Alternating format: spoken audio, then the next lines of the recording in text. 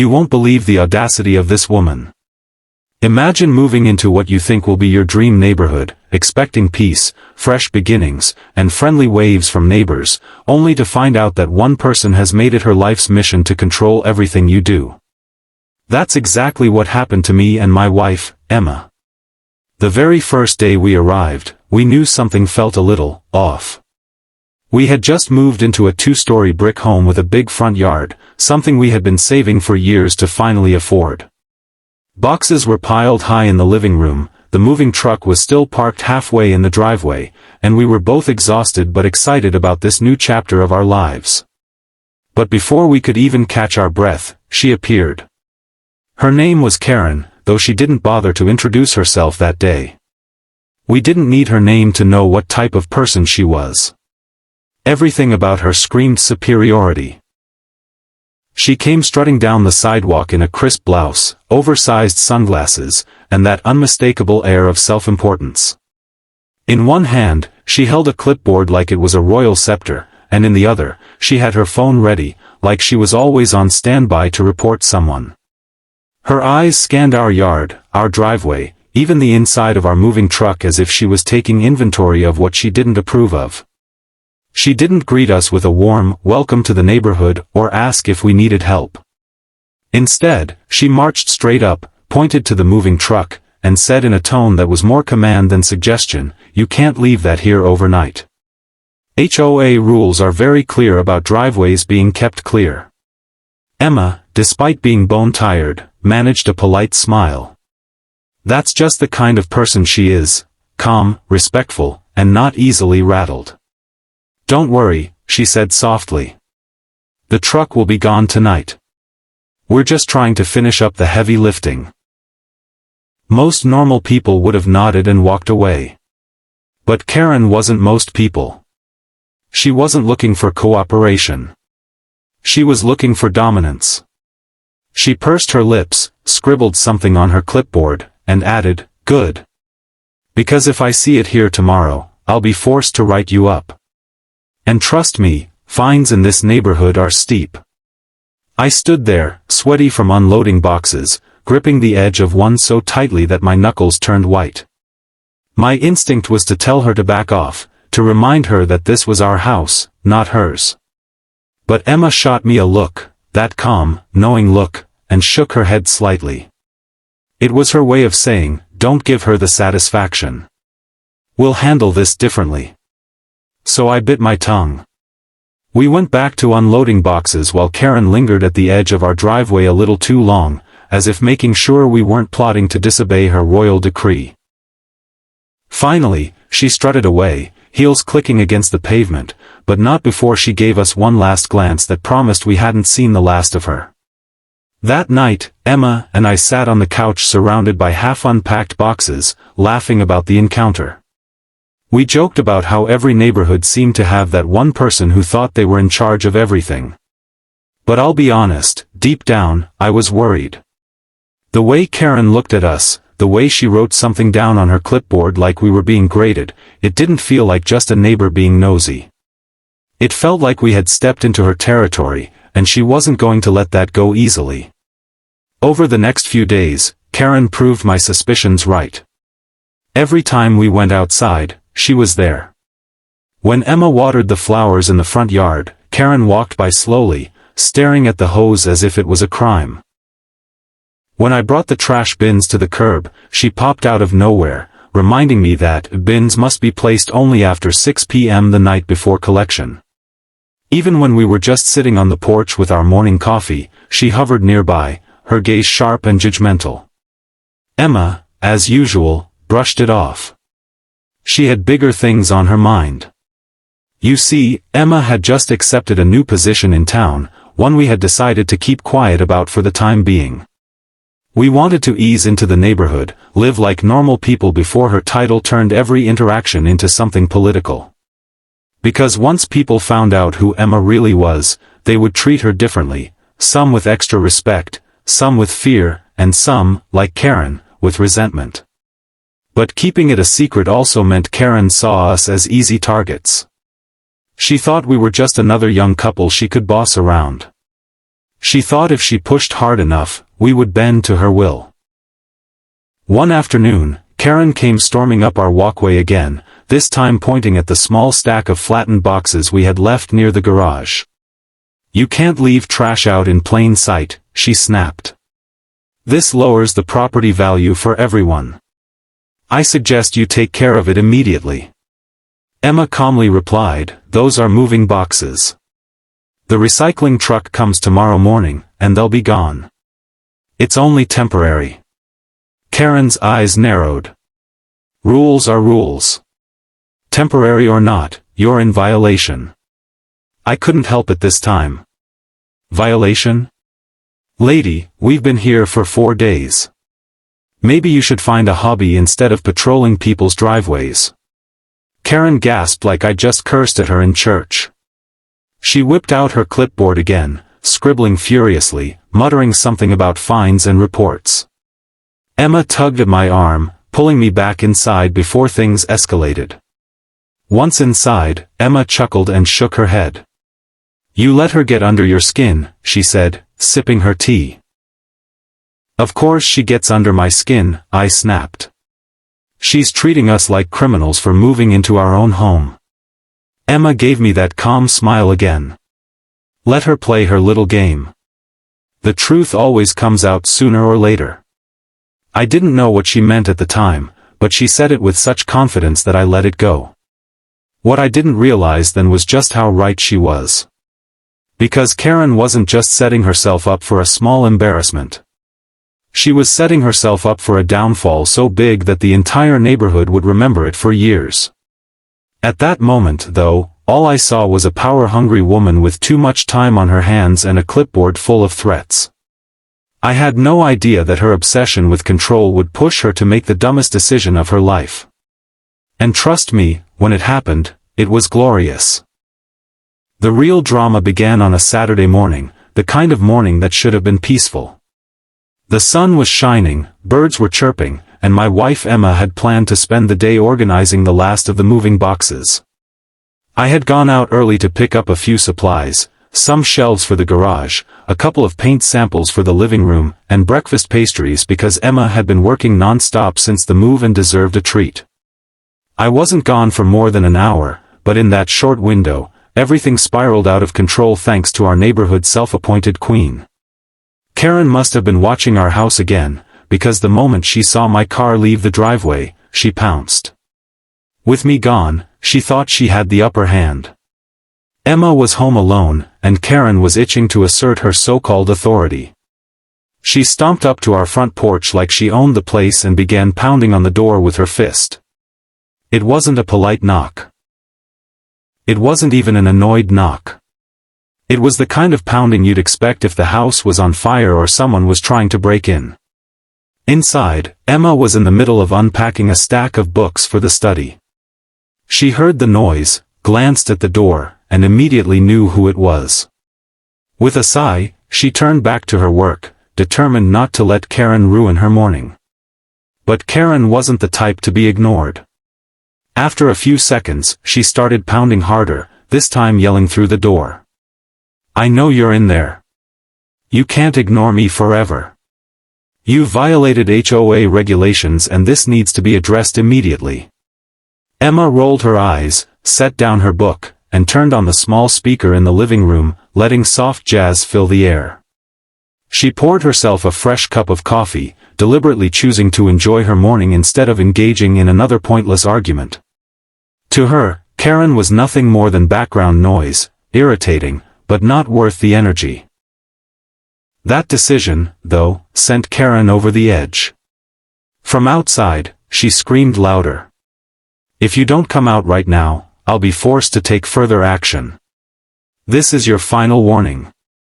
Emma took a sip of her coffee and calmly flipped through one of her novels, perfectly content to let Karen scream herself hoarse.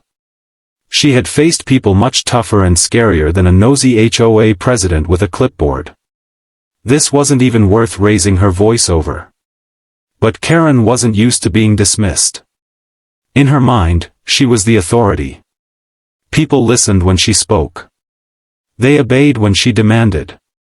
And here was this new neighbor, flat out ignoring her, treating her as if she didn't matter. That wasn't just an insult to her, it was a declaration of war. And so, in typical Karen fashion, she escalated. She yanked her phone out of her pocket, dialed 911, and launched into the most exaggerated, fabricated story you could imagine. "Yes, hello. I need the police right away," she said dramatically. "There's a suspicious woman in my neighborhood, refusing to open the door or identify herself.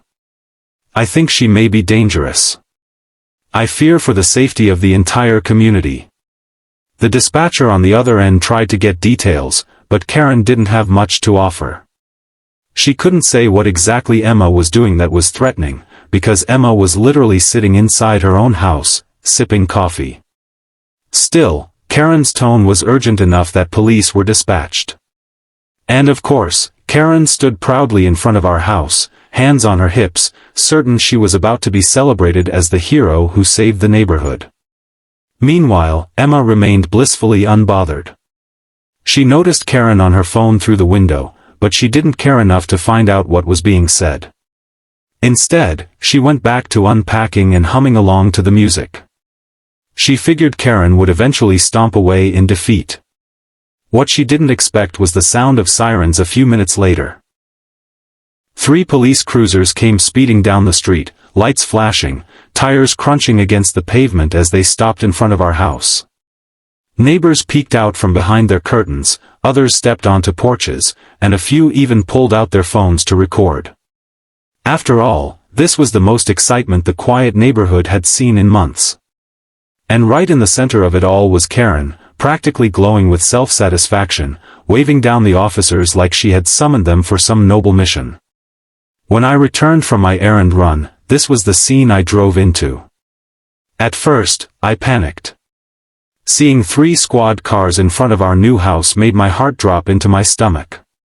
I parked quickly, pastries forgotten in the passenger seat, and rushed toward the crowd gathering on the sidewalk. Karen spotted me immediately and sneered. "Oh good, you're back. Maybe now your wife will finally cooperate. She's been hiding inside, refusing to answer the door, and we can't have suspicious behavior like that in this neighborhood." I blinked at her, completely baffled. Suspicious behavior? She's unpacking boxes. In our own house. What are you talking about? Karen waved her arms dramatically. Don't play dumb. She's been acting strange all week, ignoring HOA notices, breaking rules, and now refusing to even talk to me. That's why I called the police. We can't have people like that lowering the standards of our community. Lowering the standards. That was her excuse for wasting police resources, dragging officers into a completely unnecessary scene, and humiliating us in front of every neighbor. I wanted to scream at her right there, but before I could, one of the officers approached the front door. Inside, Emma had already noticed the flashing lights outside. She sighed, set her coffee cup down, and decided enough was enough. With complete calmness, she opened the door and stepped outside to meet the officers. The crowd hushed. Karen leaned forward eagerly, practically rubbing her hands together, expecting Emma to be dragged away in handcuffs. But what happened next made Karen's jaw hit the ground. Emma didn't look flustered. She didn't look scared. She walked out with a calm confidence, her back straight, eyes steady, holding herself with the kind of authority that immediately made the officers pause. They looked at her with curiosity and respect, not suspicion. Karen, however, didn't notice. She was too busy gloating. She pointed at Emma, her voice shrill. That's her. That's the woman I called about. She's been refusing to answer the door and breaking rules left and right. Do your job and take her in already. The neighbors gasped at her audacity. The officers exchanged a quick glance. And Emma? She simply smiled, knowing exactly what was about to happen. The trap Karen had set for Emma had just snapped shut, but not in the way she expected. The tension in the air was thick enough to cut with a knife. Neighbors stood frozen on their lawns, phones raised, recording what they thought would be the downfall of the newcomers. Karen stood with her arms crossed, practically vibrating with smugness, convinced she had finally put us in our place.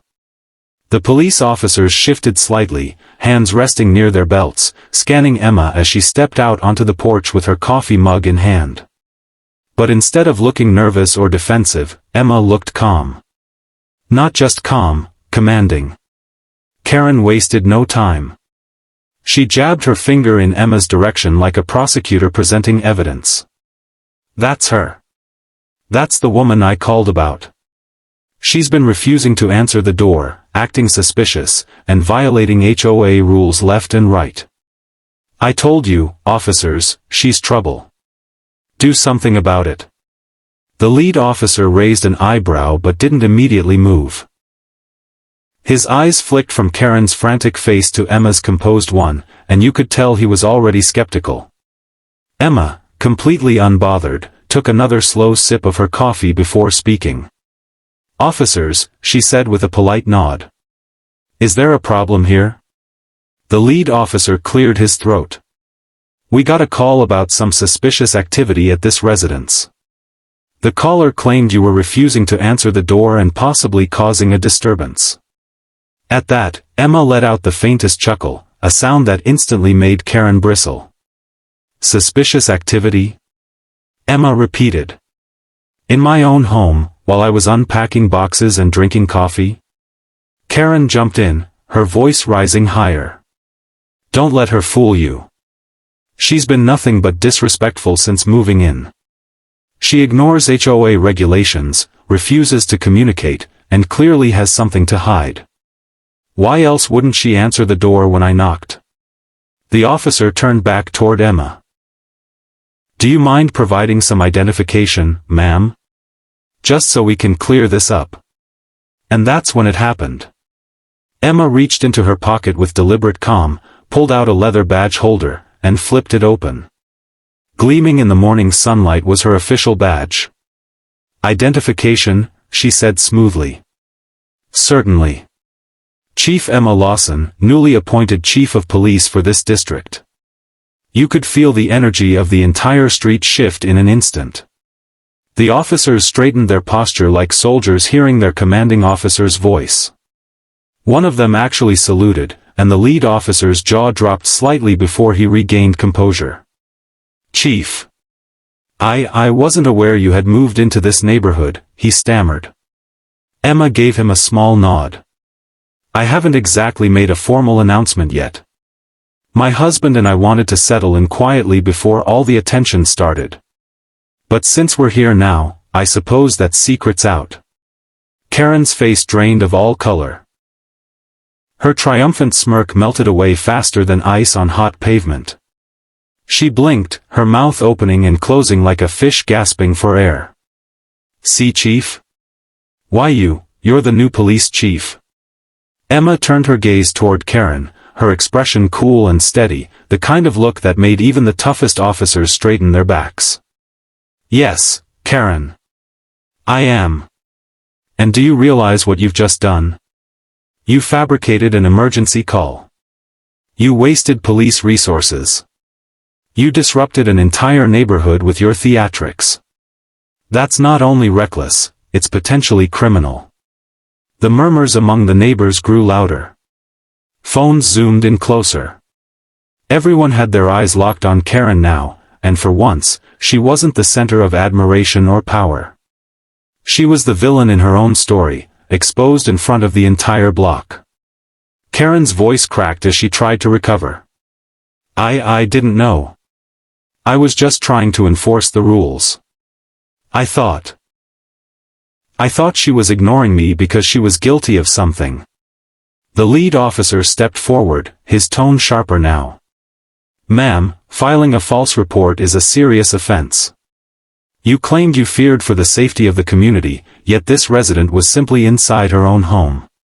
That's not how 911 is supposed to be used. Karen sputtered, her hands flailing as if trying to grab hold of some invisible excuse. I was only doing my duty as HOA president. It's my responsibility to keep this neighborhood safe. Emma didn't raise her voice. She didn't need to. Her calm, measured tone carried more weight than any shouting ever could. Your responsibility as HOA president does not give you the right to harass residents, invent emergencies, or weaponize the police against people you don't like. What you did was not about safety. It was about control. That line hit harder than a punch. The neighbors, who had always been silently enduring Karen's reign of terror, began to murmur their agreement. Someone whispered, "She's right," and another neighbor added, "Karen does this all the time." The tide was turning, and Karen could feel it. She tried one last desperate attempt to salvage her authority. You can't talk to me like that. I'm the HOA president. I have power here." Emma took a slow step forward, closing the gap between them. She looked Karen directly in the eye, her voice steady but firm enough to send chills down my spine. "And I am the police chief. Let me be perfectly clear, you have no power to abuse residents in this community. Not while I'm living here. Not ever again." The officers behind her nodded in agreement. The lead officer turned to Karen. "Ma'am, we're documenting this incident. You're receiving a formal warning today. If anything like this happens again, if you misuse emergency services, harass neighbors, or make false reports, you will face charges. Do you understand?" Karen's mouth opened, but no sound came out. She gave the faintest of nods, her entire body trembling with the realization that she had just humiliated herself in front of the entire neighborhood. I stood beside Emma, trying my best not to burst out laughing at the sheer absurdity of it all. The same woman who thought she could control us with her clipboard had just been put in her place by the very person she underestimated the most. The neighbors, once quiet and cautious, began whispering excitedly. Phones were lowered, but the smirks on people's faces were undeniable. They had witnessed the downfall of their self-proclaimed ruler, and they loved every second of it. Emma turned back toward the officers. "Thank you for responding so quickly. I know your time is valuable. I'll be filing a separate report on this matter myself." "Yes, Chief," the lead officer said immediately, giving her a respectful nod. And with that, the officers returned to their vehicles. The flashing lights faded, but the memory of what had just happened lingered like fireworks after the grand finale. Karen stood frozen, still clutching her clipboard like it could somehow shield her from the humiliation. But it was no use. The neighborhood had seen the truth, and there was no coming back from it. As Emma and I walked back inside, I leaned over and whispered, "Well, that's one way to introduce yourself to the neighborhood." She chuckled softly, taking another sip of her now lukewarm coffee. "Sometimes people reveal who they are without you needing to say a word. And sometimes, they get exactly what they deserve." And with that, the door closed behind us, leaving Karen to stew in her own embarrassment while the neighbors slowly dispersed, each of them carrying a story they would no doubt be telling for weeks, the day HOA Karen tried to call the cops. Only to discover the woman she was targeting was the new chief of police. When the police cruisers finally pulled away and the neighborhood began to settle back into its usual calm, the silence that followed was almost louder than the sirens had been. Karen stood frozen at the edge of our driveway, gripping her clipboard so tightly her knuckles were white. Her face was a mixture of rage, humiliation, and disbelief, like her entire world had just been flipped upside down. In her mind, she had always been the enforcer, the one in charge, the person nobody dared to ignore. But today, in front of the entire community, she had been stripped of that power in the most public way imaginable. Emma, meanwhile, walked back into the house as if nothing had happened. She set her coffee cup down on the kitchen counter, glanced at the stack of boxes waiting to be unpacked, and said casually, "Well, that was more excitement than I planned for this morning." Her calmness amazed me. If it had been me, I would have been ranting and pacing, probably shouting about how crazy Karen was. But Emma didn't give Karen that kind of energy. She knew that silence and composure were the ultimate weapons against someone who thrived on drama. Over the next few days, the neighborhood was buzzing with what had happened. People who had never said more than a polite hello to us were suddenly stopping by with baked goods, welcome baskets, and wide-eyed curiosity. "We had no idea you were the new police chief," one woman said, handing Emma a plate of cookies. Another neighbor, a middle-aged man with a baseball cap, chuckled as he shook my hand. "You two sure made an entrance. Been living here 20 years, and I've never seen Karen so quiet." It was true. Karen had gone into hiding. The woman who once strutted through the neighborhood like a peacock now avoided eye contact, darting into her house whenever she spotted us outside. The very clipboard she carried everywhere seemed to have disappeared, as if even she knew it had become a symbol of her downfall. People whispered about her when she passed by, some laughing openly, others shaking their heads in disbelief at the stunt she had pulled. For the first time in years, the neighborhood felt lighter. People started chatting more freely, joking about how the HOA dictatorship had finally ended. A few even admitted that they had their own run-ins with Karen, petty fines, nasty notes on their doors, endless lectures about lawn length or trash can placement. But now, nobody was afraid to speak up. It was as if Emma's calm but firm takedown had broken the spell Karen had over everyone. One evening, the HOA board held an emergency meeting. Emma and I didn't attend. We weren't even officially settled into all the neighborhood politics yet, but word traveled fast. The board members, embarrassed by the spectacle Karen had caused, voted to remove her as president. Apparently, some of them had been fed up with her behavior for a long time but hadn't had the courage to oppose her. The police incident had given them the perfect excuse to finally act. By the end of the night, Karen was officially stripped of her title. When I heard the news, I couldn't help but grin. "Guess the queen lost her crown," I said. Emma just smiled and replied, "People always reveal who they are." She revealed herself faster than most. But Karen wasn't done entirely. A week later, as Emma was planting flowers in the front yard, Karen shuffled over hesitantly. Gone was the confidence, the posture, the airs of superiority. She looked smaller somehow, shoulders hunched, voice shaky. I wanted to apologize," she mumbled, unable to meet Emma's eyes. "I may have overreacted that day. I thought I was protecting the community." Emma didn't gloat. She didn't rub it in. She simply set down her gardening tools, wiped her hands, and said, "Protecting the community means building trust, not tearing people down. You wanted control, and that's not the same thing."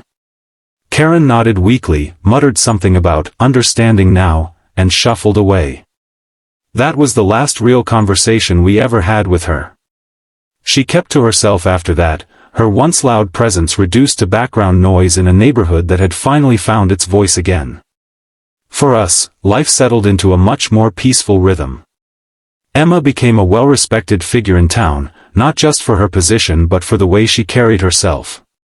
Neighbors treated her with admiration, kids waved when she drove by in her patrol car, and even the most skeptical residents eventually warmed up.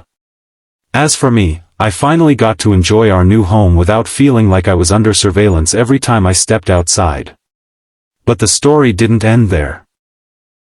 Months later, at a neighborhood barbecue, one of the older residents leaned over to me and whispered with a grin, "You know, we were all waiting for someone to stand up to Karen. None of us had the guts. But your wife? She didn't just stand up to her. She took her down with one sentence." He chuckled and added, "She didn't even raise her voice. That's real power." I couldn't have agreed more. Emma hadn't needed to yell, threaten, or lose her composure. She simply let the truth speak for itself, and the truth was more powerful than any clipboard or HOA rule Karen could wield. And so, the neighborhood learned a valuable lesson. Sometimes the people who scream the loudest have the least real authority. And sometimes the quietest person in the room is the one you should never underestimate. Karen eventually moved away. Rumor had it she couldn't handle the loss of her so-called kingdom, and when her house went up for sale, nobody was surprised.